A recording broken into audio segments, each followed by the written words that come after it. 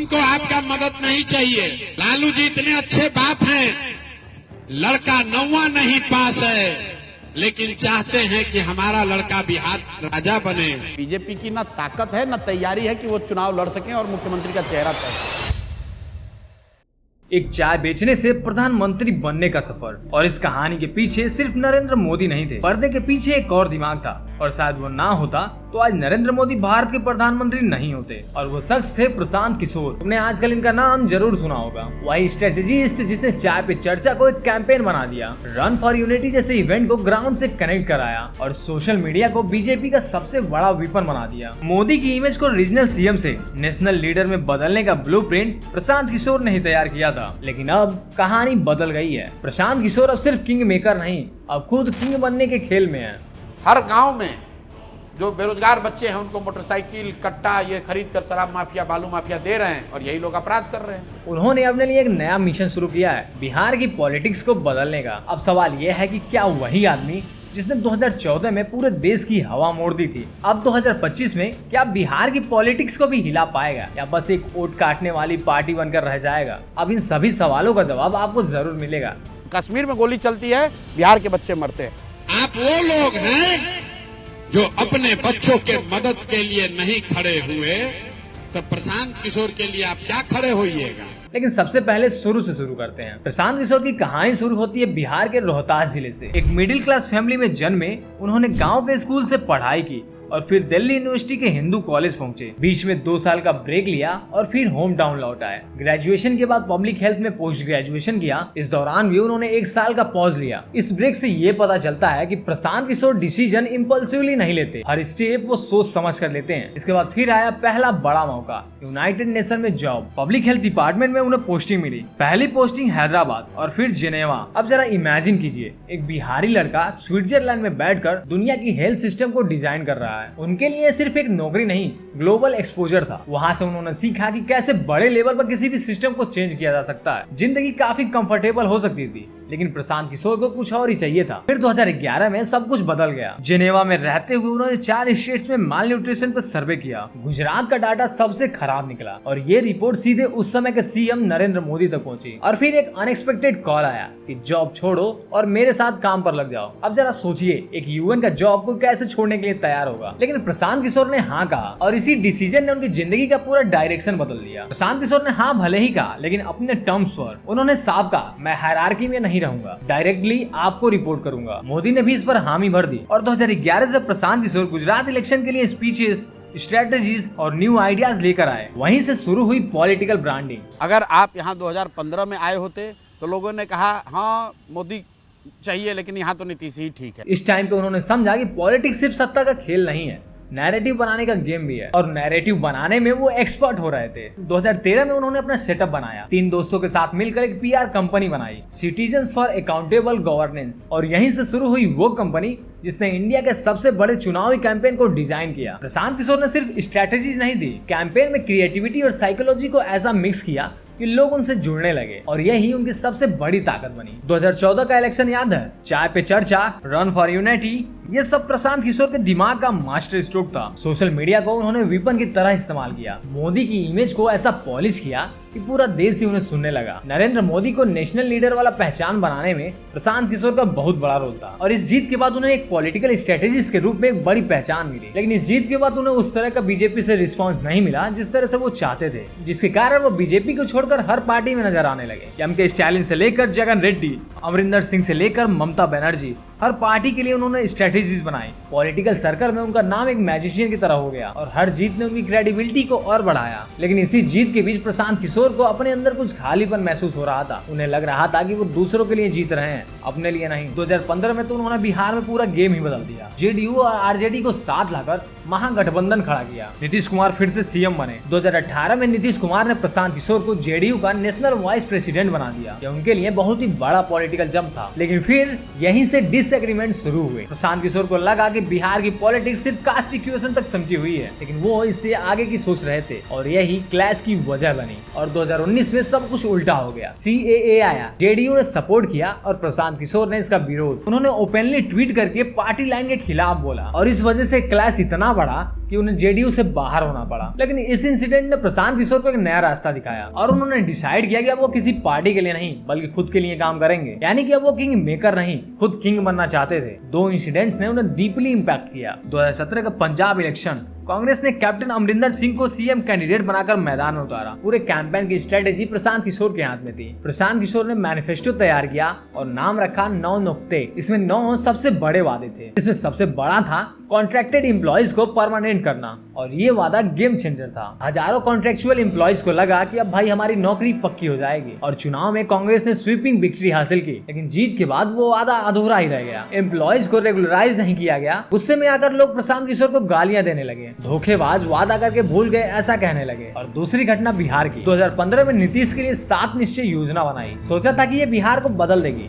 लेकिन काम नहीं किया। प्रशांत किशोर को लगा कि मैं लोगों को सपने बेच रहा हूँ जो कि पूरे ही नहीं होंगे। उन्हें अंदर से इसके गिल्ट महसूस हुआ। लेकिन यही प्रशांत किशोर को एक ब्रूचुअल समझ में आया। जनता मैनिफेस्टो पढ़ के ये नहीं समझती कि वादा किसने किया है। उनके लिए स्ट्रेटेजिस्ट, लीडर, पार्टी सब एक ही है। वादा टूटा तो ब्लेम सीधा उन पर ही जाता है जिसने ये सपना बेचा था। प्रशांत किशोर के लिए ये सिर्फ पब्लिक क्रिटिसिज्म नहीं था, ये एक पर्सनल झटका था। उन्हें लगा कि मैं लोगों को ऐसे सपने बेच रहा हूँ जिसे मैं खुद ही पूरा नहीं कर सकता। और यहीं से उनकी सोच बदली। उन्हें समझ आया कि सिर्फ जीत दिलाना काफी नहीं है। अगर प्रॉमिसेस पूरे ना हो तो स्ट्रेटेजिस्ट भी लोगों की नजर में दोषी बन जाते हैं। और शायद यही सबसे बड़ी वजह थी। उन्होंने ये डिसाइड किया कि अब वो सिर्फ किंग मेकर नहीं, खुद किंग बनेंगे। और शायद यही वो सबसे बड़ी वजह थी कि उन्होंने तय किया कि वो सिर्फ अब किंग मेकर नहीं बल्कि खुद मैदान में उतरकर उन सपनों को पूरा करने की कोशिश करेंगे। और यहीं से उन्होंने अपना मिशन शुरू कर दिया, जन सुराज। हम लोग का दिल जला हुआ है कि हम लोग का बिहार, हम लोग के बच्चे मजदूरी करने के लिए गुजरात जा रहे हैं,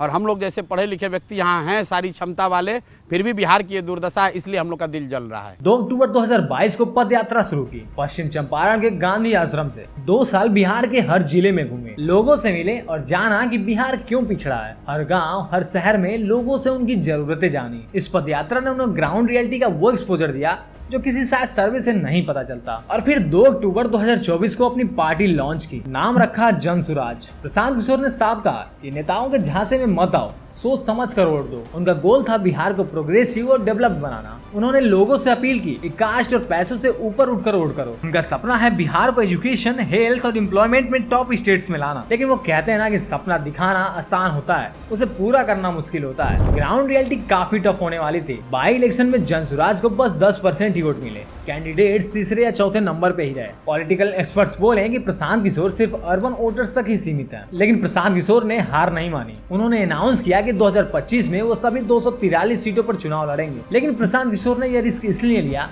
क्योंकि वो दिखाना चाहते थे कि वो एक्सपेरिमेंट नहीं कर रहे, वो सीरियस है। अब सबसे बड़ा सवाल ये उठा कि बिना किसी मूवमेंट के पार्टी कैसे बनेगी। कांग्रेस, बीजेपी, आप्स सब बड़े बड़े मूवमेंट से निकले हैं। जन सुराज के पास ऐसा कोई मास मूवमेंट तो है नहीं। प्रशांत किशोर के क्रिटिक्स ने कहा कि उनकी पदयात्रा भी कोई मूवमेंट नहीं है, सिर्फ PR एक्सरसाइज है। ये चैलेंजेस प्रशांत किशोर को लगातार मिल रहा है, लेकिन उन्होंने इस नैरेटिव को बदलने की कोशिश की। प्रशांत किशोर का भी जवाब क्लियर है कि मूवमेंट से बनी पार्टीज ने भी बिहार में क्या ही बदला। इसलिए मैंने पदयात्रा चुनी। चेंज के लिए सिर्फ आंदोलन नहीं, विजन चाहिए। उन्होंने कहा कि अगर जनता कनेक्ट करेगी तो यही पदयात्रा एक मूवमेंट बन जाएगा। लेकिन बिहार की पॉलिटिक्स का असली खेल है कास्ट इक्वेशन। बीजेपी ब्राह्मण, भूमियार, राजपूत, कांग्रेस कुछ अपर कास्ट और Muslims, RJD MY factor, Muslim Yadav, LJP Paswan, Manjhi caste, Mukesh Sahani. हर पार्टी का अपना मजबूत कास्ट बेस है और यही इक्वेशन बिहार की राजनीति का सबसे बड़ा ट्रूथ है। प्रशांत किशोर खुद एक ब्राह्मण है। इस पर अटैक्स भी हो रहे हैं। क्रिटिक्स कहते हैं कि कैसे ब्राह्मण कास्ट का आदमी बैकवर्ड पॉलिटिक्स में अपनी जगह बनाएगा। लेकिन प्रशांत किशोर खुद को कास्ट से ऊपर रखकर पॉलिटिक्स करना चाहते हैं। उनका मानना यह है कि अगर लोग मुद्दों पर वोट दें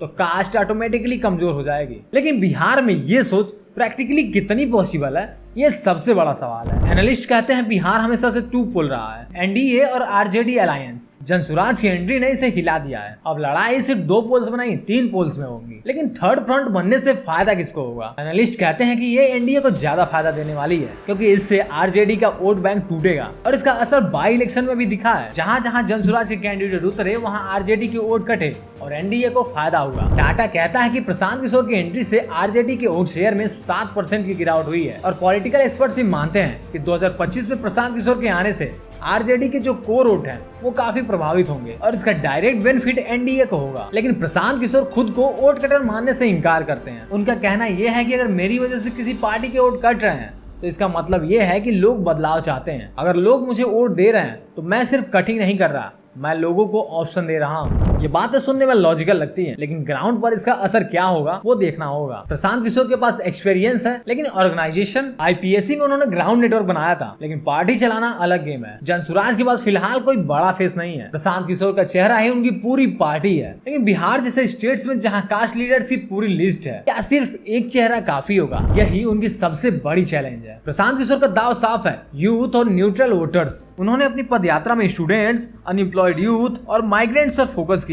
उनका नैरेटिव है बिहार को बदलिए, खुद को बदलिए। लेकिन क्या ये नैरेटिव रूरल एरिया के वोटर्स तक पहुंचा है? एक्सपर्ट्स कहते हैं फिलहाल जनसुराज का ज्यादा अट्रैक्शन एजुकेटेड अर्बन वोटर्स तक ही सीमित है। अब बात करते हैं बिहार के वोटर्स बिहेवियर की, जहां वोटर कास्ट से ज्यादा दूर नहीं जाते। डेवलपमेंट एजेंडा पर भी कास्ट फिल्टर लगा होता है। अगर जनसुराज कास्ट बेस्ड नैरेटिव को तोड़ पाए तो वो बिहार की पॉलिटिक्स में सबसे बड़ा बदलाव लाएंगे। लेकिन अगर नहीं तो उनका सपना सिर्फ सपना ही रह जाएगा। 2025 का चुनाव काफी इंटरेस्टिंग होने वाला है। एनडीए, नीतीश और बीजेपी की जोड़ी, आरजेडी, तेजस्वी की अगुवाई और प्रशांत किशोर का जनसुराज, एक नया एक्सपेरिमेंट। 3 पोल्स की लड़ाई बिहार में पहली बार देखने को मिलेगी और इसका असर नेशनल पॉलिटिक्स तक जा सकता है। प्रशांत किशोर के लिए सबसे बड़ा चैलेंज है क्रेडिबिलिटी। स्ट्रेटेजिस्ट से सीधे पॉलिटिशियन बनने में लोग उन्हें कितना जल्दी एक्सेप्ट करेंगे। बिहार के वोटर उन्हें आउटसाइडर की तरह देखते हैं या फिर इनसाइडर की तरह, यही उनकी जीत और हार तय करेगा। अगर प्रशांत किशोर का एक्सपेरिमेंट सफल हुआ तो बिहार की पॉलिटिक्स में 2025 एक टर्निंग पॉइंट होगा और नेशनल लेवल पर भी वो नया मॉडल बन सकते हैं। लेकिन अगर फेल हुए तो जनसुराज भी कई रीजनल पार्टी की तरह हिस्ट्री बनकर रह जाएंगे। लेकिन एक बात साफ है, प्रशांत किशोर अब सिर्फ एक स्ट्रेटेजिस्ट नहीं, खुद एक प्लेयर है और अब बिहार के लोग तय करेंगे वो किंग मेकर रहेंगे या फिर किंग बनेंगे। 2025 का इलेक्शन इसका जवाब देगा और बिहार की पॉलिटिक्स में पहली बार ऐसा होगा जब कोई स्ट्रेटेजिस्ट खुद मैदान में उतरेगा। अब जरा इमेजिन कीजिए, अगर प्रशांत किशोर जीत गए तो बिहार की पॉलिटिक्स में पहली बार ऐसा होगा कि कोई सीएम खुद ग्राउंड पर हर गांव में पद यात्रा किया हो और लोगों की बातें सीधी सुनी हो। एजुकेशन, हेल्थ और एम्प्लॉयमेंट प्रशांत किशोर ने अपनी पॉलिटिक्स का कोर बना रहे हैं। अगर ये जीतते हैं तो बिहार में कास्ट से ऊपर इशू बेस्ड पॉलिटिक्स की शुरुआत हो सकती है। लेकिन ये सिर्फ जीत की बात नहीं है। अगर जनसुराज 20% तक भी पहुंची तो बिहार में कोलाइशन इक्वेशन बदल जाएंगे। एनडीए और आरजेडी दोनों को प्रशांत किशोर के साथ तालमेल करना पड़ेगा, यानी कि वो सिर्फ एक प्लेयर नहीं, फिर एक किंग मेकर बन सकते हैं। और सबसे बड़ा सवाल, क्या बिहार कास्ट पॉलिटिक्स से बाहर निकल पाएगा? और अगर प्रशांत किशोर का मॉडल काम करता है तो सिर्फ बिहार के लिए नहीं बल्कि पूरे इंडिया की रीजनल पॉलिटिक्स की ब्लूप्रिंट बन सकता है। लेकिन अगर फेल हुए तो जनसुराज भी बाकी रीजनल एक्सपेरिमेंट्स की तरह हिस्ट्री बन जाएगी और प्रशांत किशोर फिर वही बनकर रह जाएंगे, इंडिया के सबसे बड़े इलेक्शन स्ट्रेटेजिस्ट। तो असली फैसला किसके हाथ में है? बिहार के वोटर्स के हाथ में। दोस्तों, आपको क्या लगता है, क्या ये इस बार कास्ट से ऊपर उठ पाएंगे या फिर वही पुराना फार्मूला चलता रहेगा? कमेंट में अपनी राय जरूर दीजिएगा और प्रशांत किशोर के बारे में आप क्या सोचते हो इसके बारे में भी 2 लाइन जरूर लिखिएगा। और अगर वीडियो अच्छी लगी हो तो वीडियो को लाइक और चैनल को सब्सक्राइब कर लीजिए। ऐसी मजेदार वीडियोस आपको रोज यहाँ पे मिलने वाली हैं।